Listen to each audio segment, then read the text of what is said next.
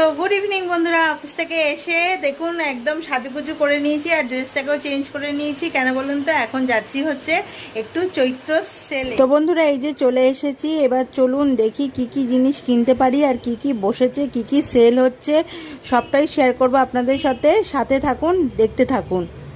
এই নাইটি কত করে? নাইটি 120। বলতে পারে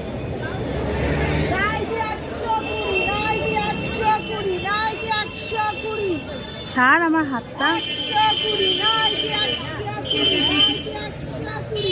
হ্যাঁ ছোটদের নাকি এটা?